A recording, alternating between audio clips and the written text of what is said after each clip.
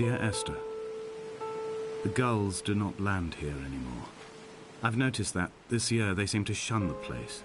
Maybe it's the depletion of the fishing stock driving them away. Perhaps it's me.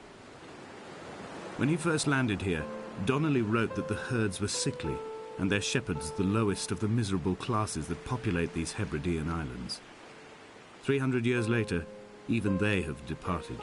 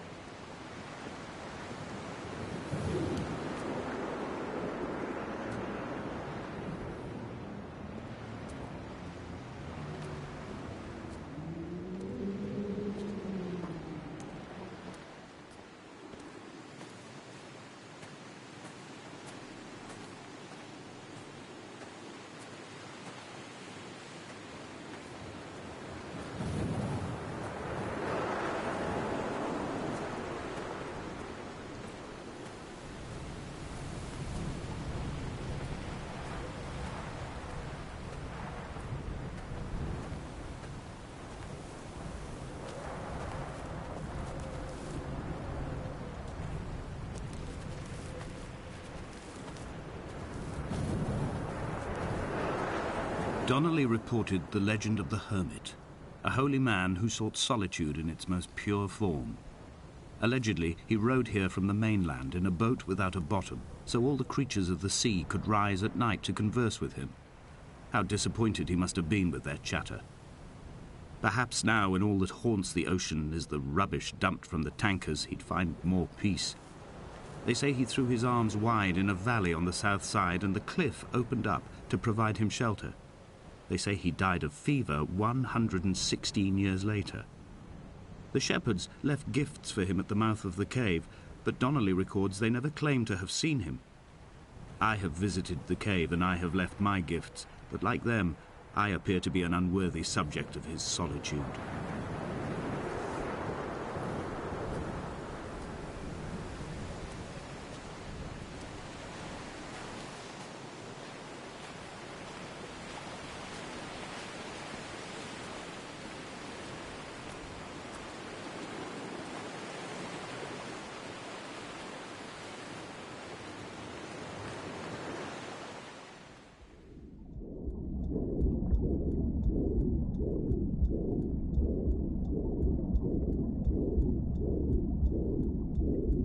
Come back.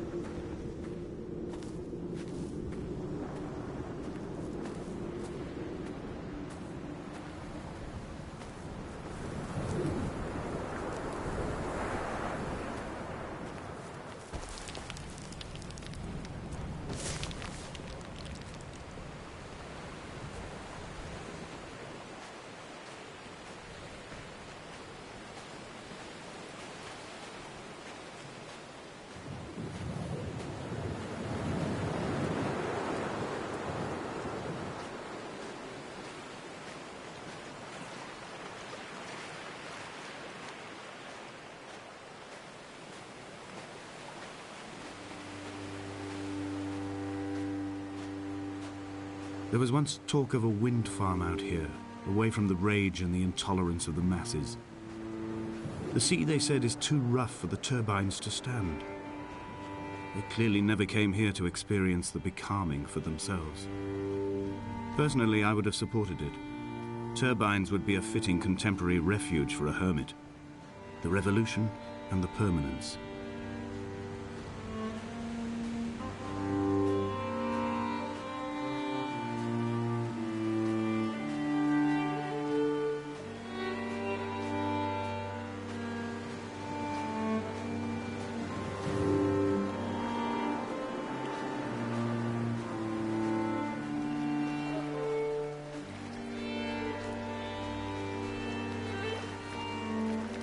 Dear Esther, I found myself to be as featureless as this ocean, as shallow and unoccupied as this bay, a listless wreck without identification.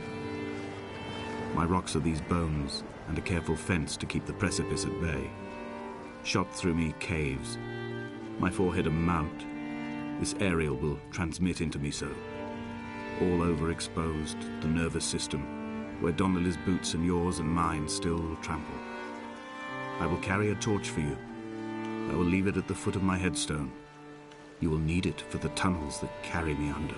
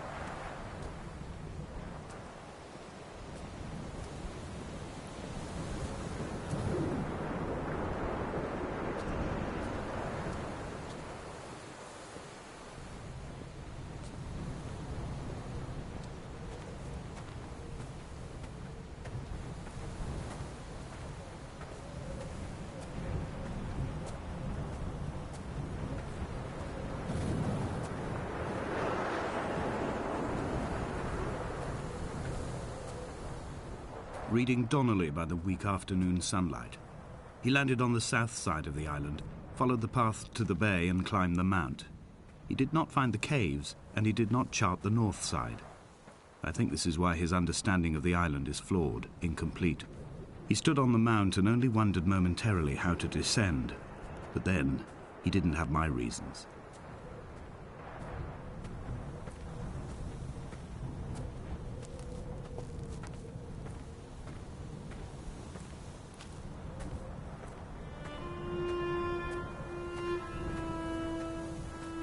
When someone had died or was dying, or was so ill they gave up what little hope they could sacrifice, they cut parallel lines into the cliff, exposing the white chalk beneath.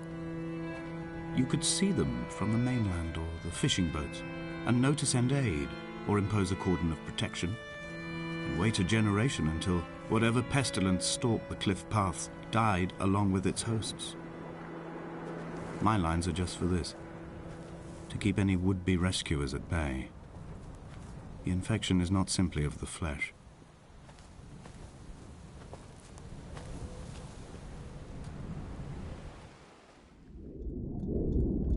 Come back.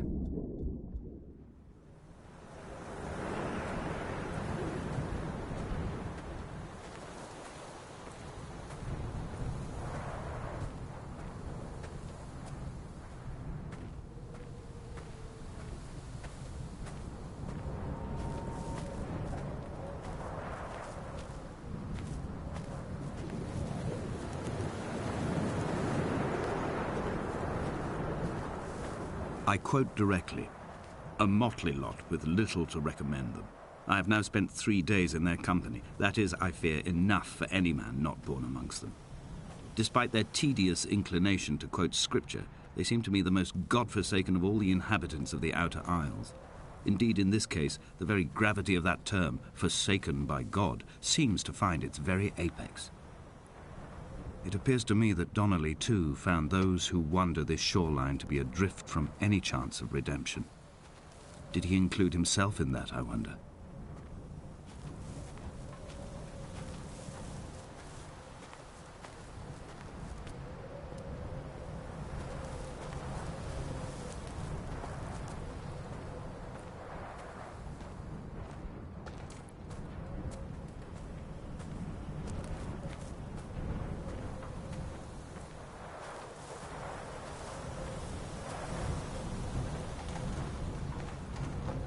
Dear Esther, I met Paul.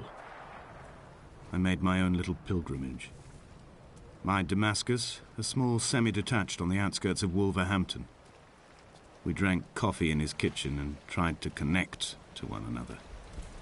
Although he knew I hadn't come in search of an apology, reason or retribution, he still spiraled in panic, thrown high and lucid by his own dented bonnet. Responsibility had made him old. Like us, he'd already passed beyond any conceivable boundary of life. I threw my arms wide and the cliff opened out before me, making this rough home. I transferred my belongings from the bothy on the mount and tried to live here instead. It was cold at night and the sea lapped at the entrance at high tide. To climb the peak, I must first venture even deeper into the veins of the island, where the signals are blocked altogether. Only then will I understand them, when I stand on the summit and they flow into me, uncorrupted.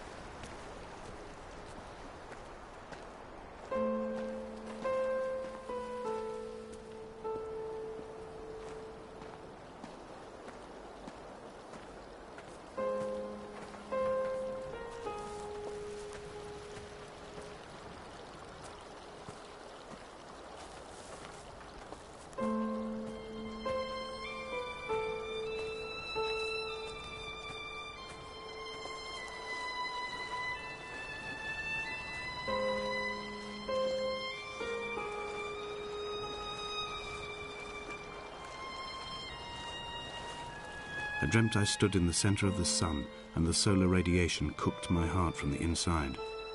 My teeth will curl, and my fingernails fall off into my pockets like loose change. If I could stomach, I'd eat, but all I seem capable of is salt water. Were the livestock still here, I could turn feral and gorge. I'm as emaciated as a body on a slab, opened up for a premature source of death. I've rowed to this island in a heart without a bottom, all the bacteria of my gut rising up to sing to me.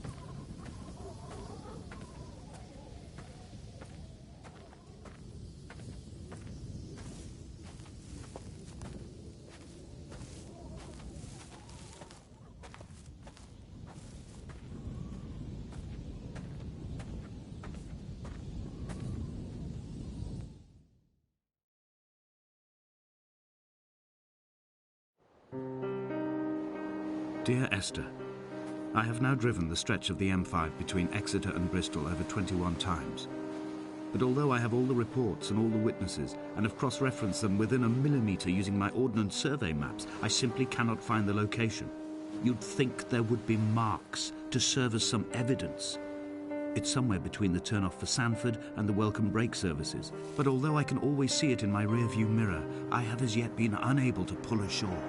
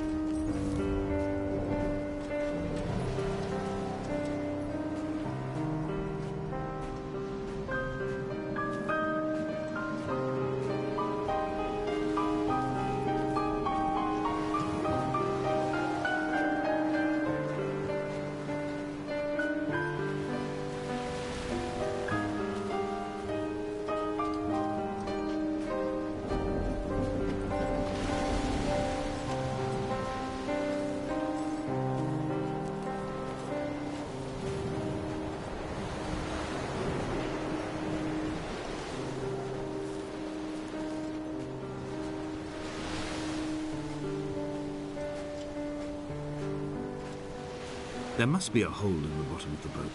How else could new hermits have arrived?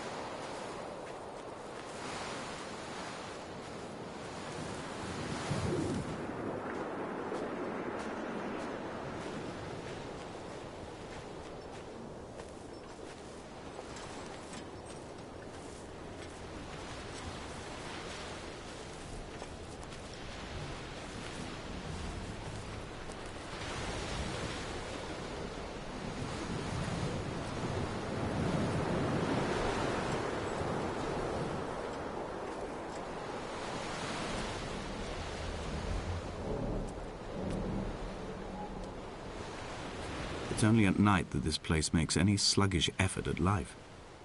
You can see the buoy and the aerial. I've been taking to sleeping through the day in an attempt to resurrect myself. I can feel the last days drawing upon me. There's little point now in continuation. There must be something new to find here. Some nook or some cranny that offers a perspective worth clinging to. I've burnt my bridges. I've sunk my boats and watched them go to water.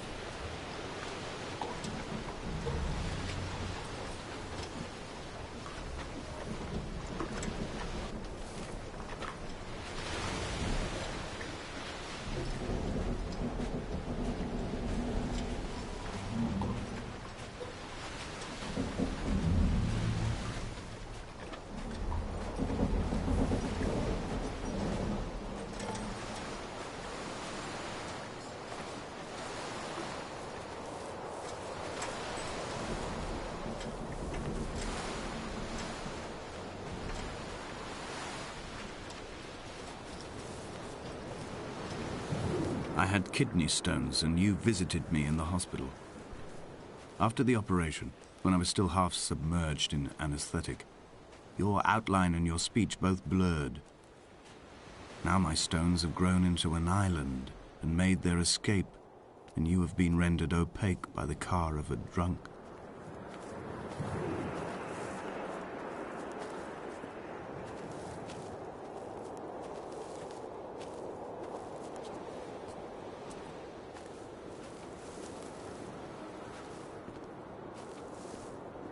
Is this what Paul saw through his windscreen? Not Lot's wife looking over her shoulder, but a scar in the hillside, falling away to black forever.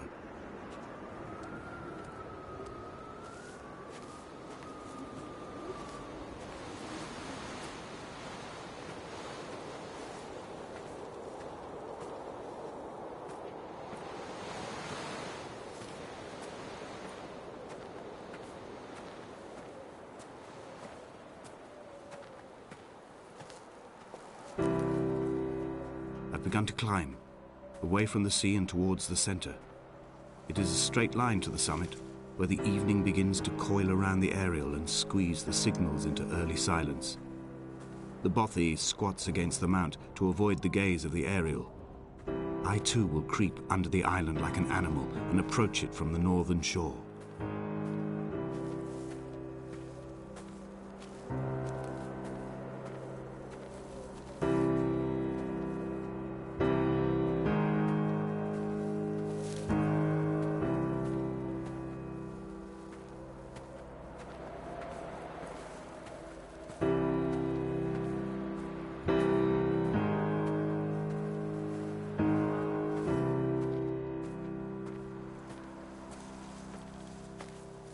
The bothy was constructed originally in the early 1700s. By then, shepherding had formalized into a career. The first habitual shepherd was a man called Jakobsen, from a lineage of migratory Scandinavians. He was not considered a man of breeding by the mainlanders. He came here every summer whilst building the bothy, hoping eventually that becoming a man of property would secure him a wife and a lineage. Donnelly records that it did not work.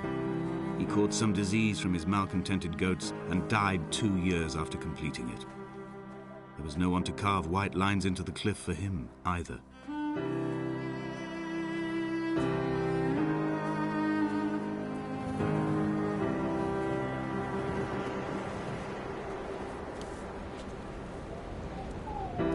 My heart is landfill. These false dawns waking into the still never light. I sweat for you in the small hours and wrap my blankets into a mass. I have always heard the waves break on these lost shores, always the gulls forgotten. I can lift this bottle to my ear, and all there ever is for me is this Hebridean music.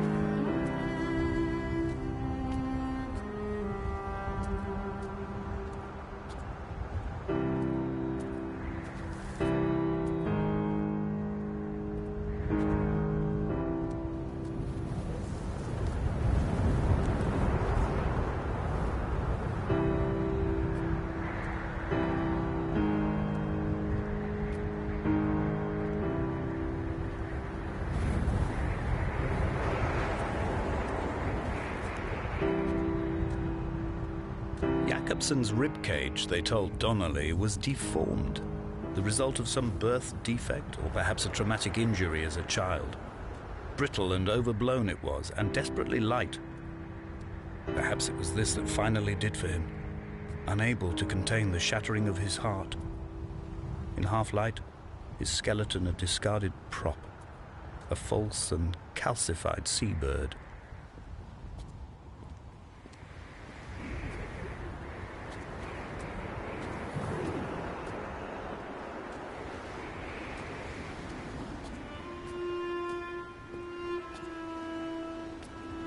They found Jacobson in early spring. The thaw had only just come. Even though he'd been dead nearly 7 months, his body had been frozen right down to the nerves and had not even begun to decompose. All around him, small flowers were reaching for the weak sun. The goats had adjusted happily to life without a shepherd and were grazing freely about the valley. Donnelly reports they hurled the body in fear and disgust down the shaft, but I cannot corroborate this story.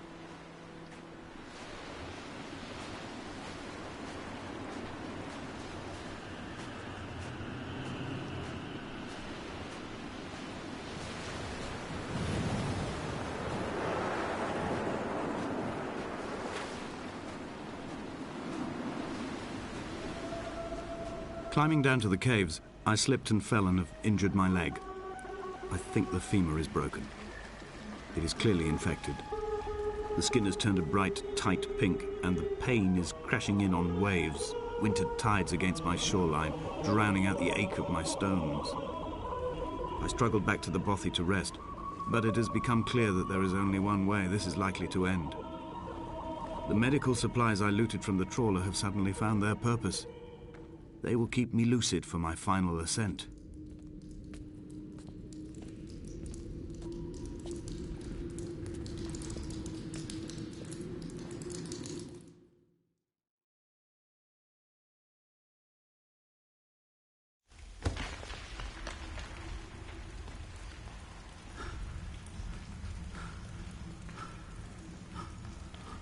Donnelly's addiction is my one true constant.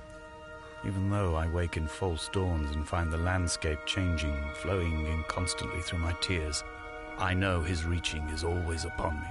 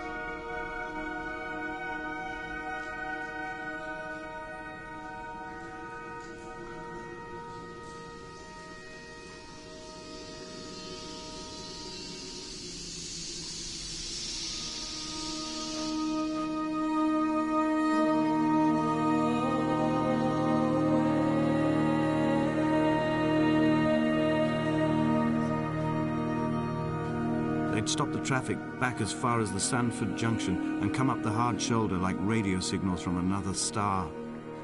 It took 21 minutes for them to arrive. I watched Paul time it to the second on his watch.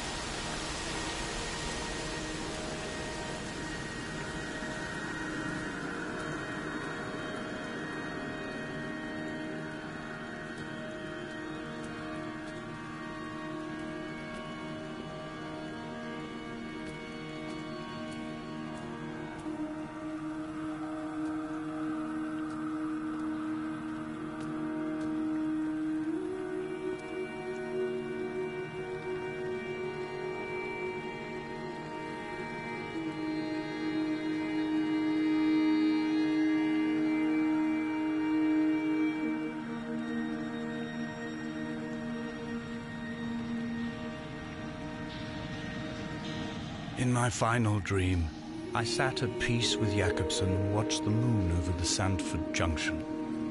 Goats grazed on the hard shoulder, a world gone to weed and redemption. He showed me his fever scars, and I mine, between each shoulder the nascency of flight.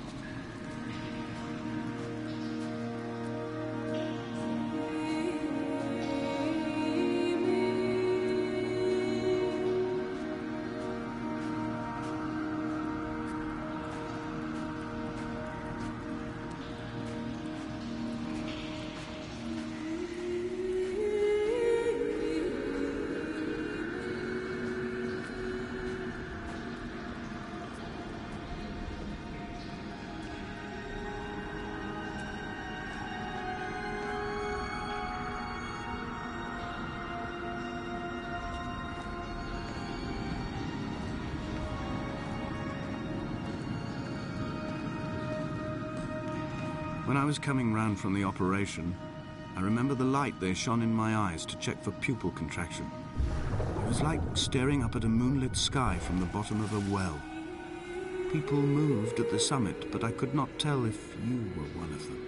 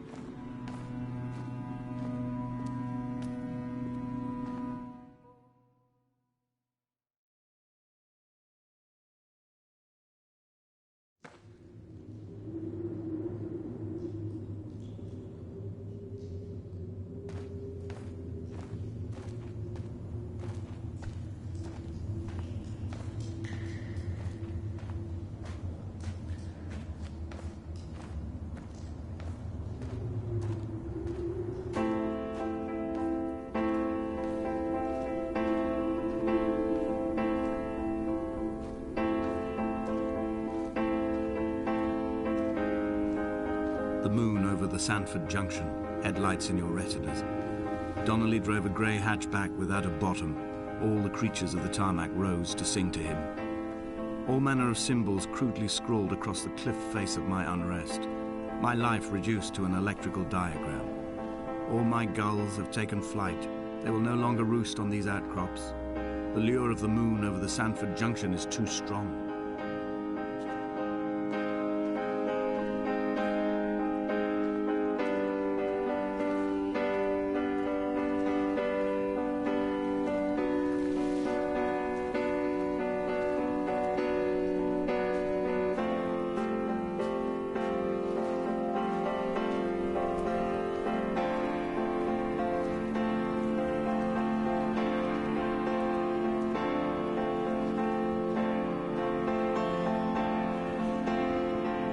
We shall begin to assemble our own version of the North Shore. We will scrawl in dead languages and electrical diagrams and hide them away for future theologians to muse and mumble over. We will send a letter to Esther Donnelly and demand her answer.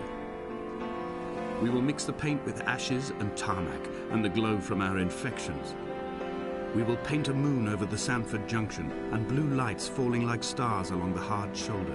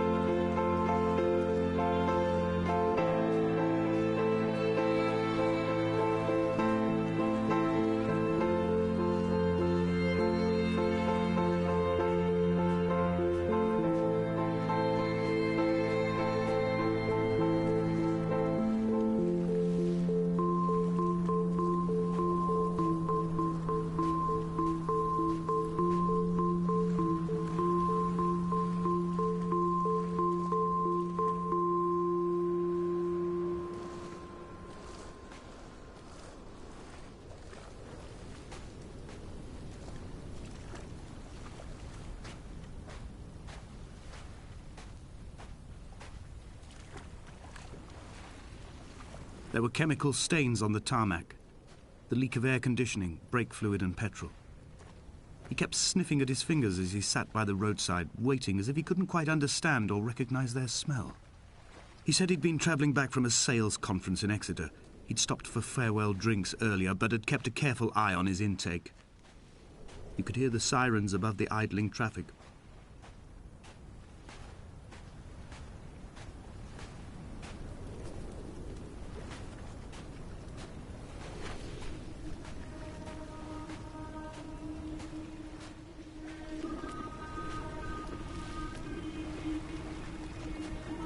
From here, I can see my armada. I collected all the letters I'd ever meant to send to you, if I'd have ever made it to the mainland, but had instead collected at the bottom of my rucksack, and I spread them out along the lost beach. Then I took each and every one, and I folded them into boats. I folded you into the creases, and then, as the sun was setting, I set the fleet to sail. Shattered into 21 pieces, I consigned you to the Atlantic, and I sat here until I'd watched all of you sink.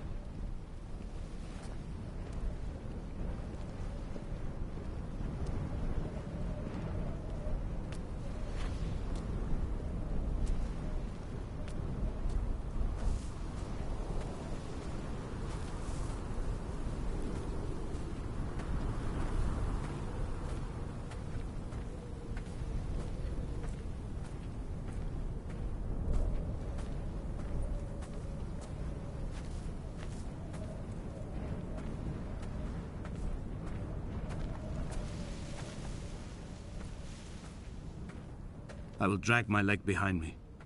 I will drag it like a crumpled hatchback, tires blown and sparking across the dimming lights of my vision. I'm running out of painkillers and am following the flicker of the moon home. When Paul keeled over dead on the road to Damascus, they restarted his heart with the jump leads from a crumpled hatchback. It took 21 attempts to convince it to wake up.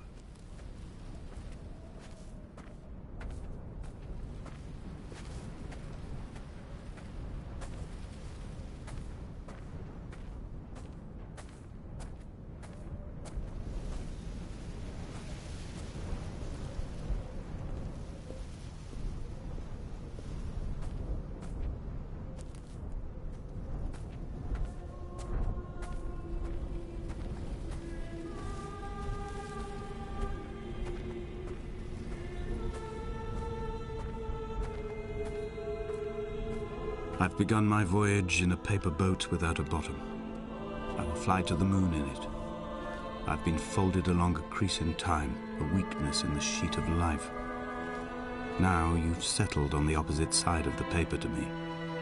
I can see your traces in the ink that soaks through the fiber, the pulped vegetation. When we become waterlogged and the cage disintegrates, we will intermingle. When this paper aeroplane leaves the cliff edge and carves parallel vapor trails in the dark, we will come together.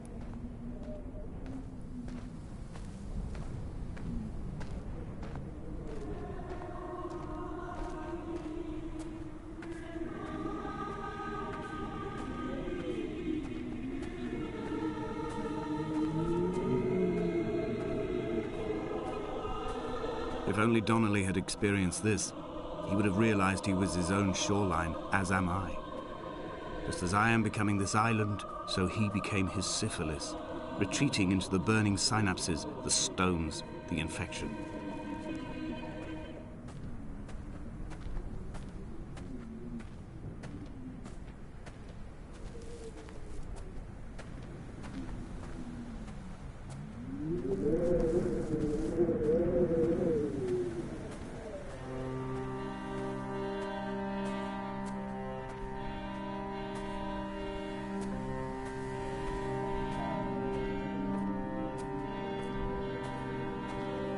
The stones in my stomach will weigh me down and ensure my descent is true and straight. I will break through the fog of these godforsaken pills and achieve clarity. All my functions are clogged, all my veins are choked. If my leg doesn't rot off before I reach the summit, it will be a miracle. There are 21 connections in the circuit diagram of the anti-lock brakes. There are 21 species of gull inhabiting these islands. It is 21 miles between the Sandford Junction and the turn-off for home. All these things cannot, will not be a coincidence.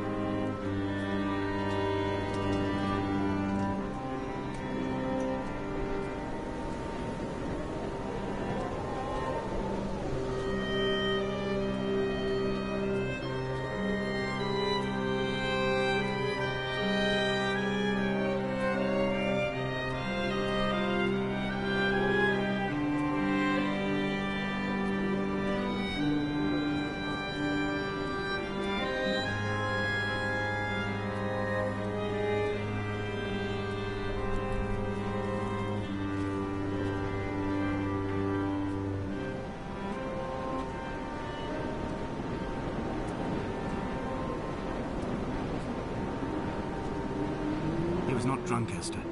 He was not drunk at all. He had not drunk with Donnelly or Spat Jacobson back at the sea. He had not careered across the lost shores and terminal beaches of this nascent archipelago. He did not intend his bonnet to be crumpled like a spent tissue by the impact. His windscreen was not star-studded all over like a map of the heavens. His paintwork etched with circuit diagrams, strange fish to call the gulls away. The phosphorescence of the skid marks lighting the M5 all the way from Exeter to Damascus.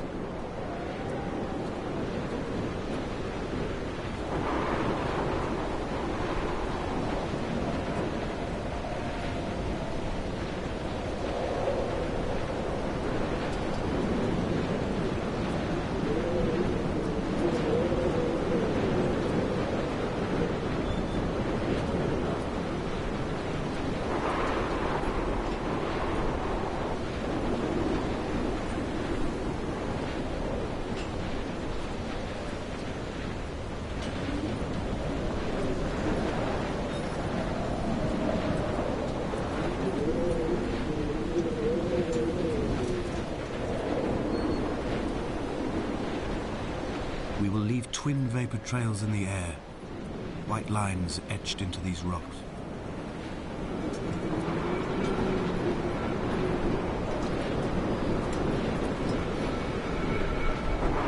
Dear Esther, I have burnt my belongings, my books, this death certificate.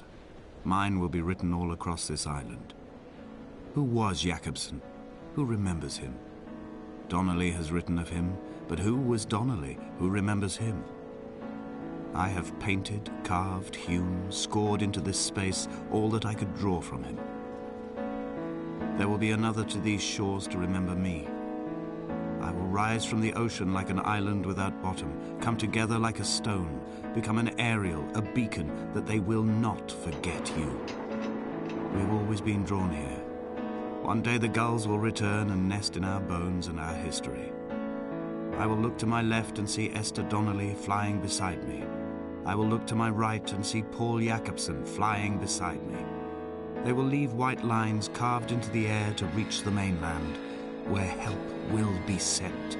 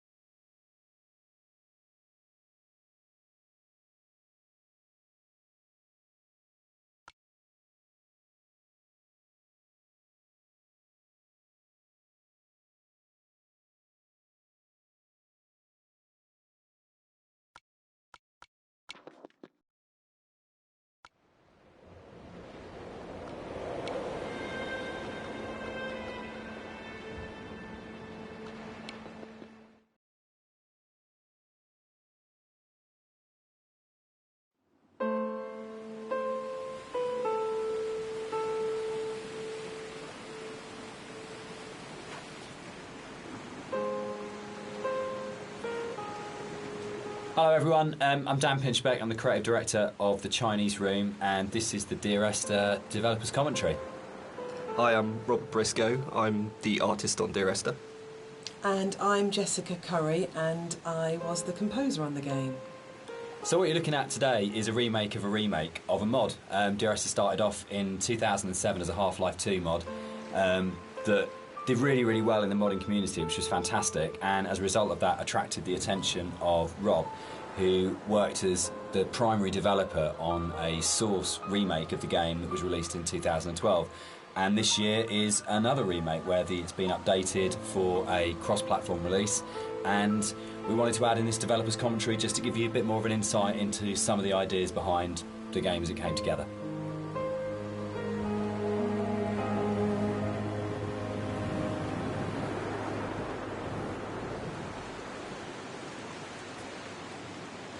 Hello everyone, I'm Dan Pinchbeck, I'm the creative director of The Chinese Room, and this is the Dear Esther developers commentary.